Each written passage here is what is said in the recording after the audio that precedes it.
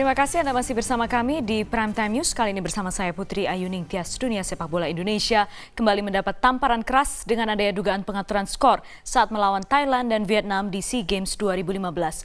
Dugaan praktik ilegal sepak bola Indonesia ini dirilis oleh tim advokasi #Indonesia versus Mafia Bola. Tim advokasi #Indonesia versus Mafia Bola merilis dugaan skandal pengaturan skor di ajang SEA Games 2015 Selasa malam. Tim advokasi #Indonesia versus Mafia Bola mendapat laporan dugaan match fixing dari seseorang berinisial BS yang merupakan mantan pemain dan pelatih yang juga sempat terlibat di beberapa kasus match fixing dari tahun 2000 hingga 2015. Indonesia kalah, Thailand menang. Indonesia buat kerja nih. Ya. Kalau berapa? 2 atau 3. Ya, orang mana yang bikin? Malaysia orang Malaysia. Orang Malaysia bikin. Pasti ya? Confirm? Oke bro, makasih brother. Pengakuannya dia pernah misalnya menyuap pemain, dia pernah menyuap pelatih seperti itu. Di berbagai pertandingan. Jadi dia sudah bermain sejak tahun 2000 sampai 2015. Jika terbukti benar, pelatih timnas U23 Aji Santoso mendukung para pelaku pengaturan skor untuk segera diproses. Kalau memang benar dipanggil, siapakah pelatih yang terlibat, pemain yang terlibat. Kalau memang benar diinterogasi, benar dipenjara. Selesai. Sebelumnya, tim advokasi ini telah melaporkan bukti-bukti yang dimiliki ke Barreskrim Polri. Tim Liputan, Metro TV. PSSI meminta tuduhan pengaturan skor laga timnas di SEA Games ditindaklanjuti dengan bukti yang kuat. Jika nantinya tidak terbukti, PSSI tidak segan untuk menempuh jalur hukum. Pasca pelaporan dugaan match fixing atau pengaturan skor dalam beberapa laga timnas U23 di ajang SEA Games, Direktur Kompetisi PSSI Tommy Welly menyatakan perlunya tindakan lebih lanjut atas tuduhan tersebut, disertai bukti-bukti yang kuat. Jika nantinya tuduhan itu tidak terbukti, PSSI siap menindaklanjuti ke jalur hukum.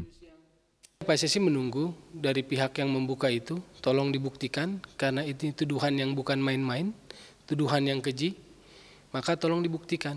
Karena kalau tidak, maka itu akan jatuhnya kepada pencemaran nama baik dan fitnah. Jadi sangat terbuka kemungkinan PSSI menuntut balik. Sementara itu, mantan pemain timnas Primavera Indrianto Nugroho menilai praktik pengaturan pertandingan memang sudah ada sejak ia masih bermain. Namun praktik match fixing tersebut tidak pernah terbukti. Saya pernah dengar, itu sudah lama sekali mas sebenarnya. Cuman tidak ada bukti yang pasti dan menurut saya ya itu merusak sportivitas di sepak bola menurut saya. Indonesia kalah berapa, Das?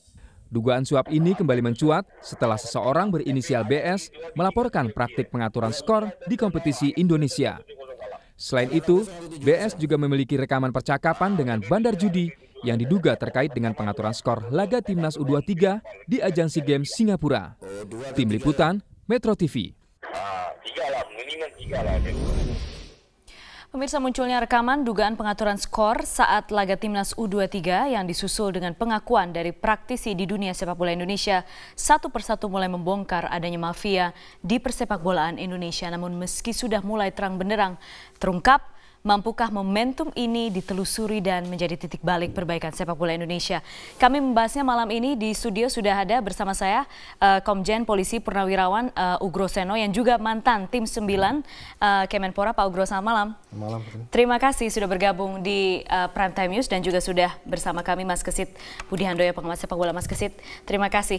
Pak Ugro, sebelum kita masuk ke isinya soal rekaman pembicaraan dan segala macam, ada yang tiba-tiba mengaku melakukan ini beneran atau too good to be true?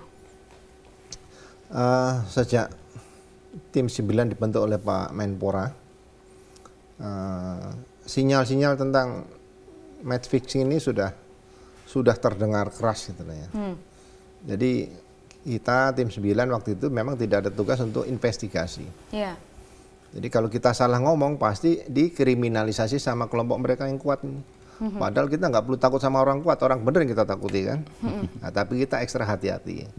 Tapi alhamdulillah hasil tim 9 ini sekarang sudah bisa membuktikan bahwa yang dulu hanya terdengar sayup-sayup, sekarang udah teriak nih. Nah, bagaimana ke depan? Itu yang kemarin coba kita usulkan ke Pak Menpora, bahwa tantangan ke depan di bidang olahraga ini seperti ini kalau kita tidak antisipasi dari sekarang. Pak Ugro, tapi kalau misalnya ada yang tiba-tiba bersedia melaporkan dirinya menjadi whistleblower sekalipun juga akan berdampak pada dirinya, menurut Anda? Saya rasa bagus. Selama ini kan sulit sekali terbongkar melawan orang-orang kuat yang Anda sebut tadi. Sekarang tiba-tiba ada yang mau mengaku begitu. Ya. Sekarang itu kan masuk sebagai informasi nih. Ya. Saya dari dulu paling tidak suka alat sadap. Alat sadap sama dengan alat bantu dengar.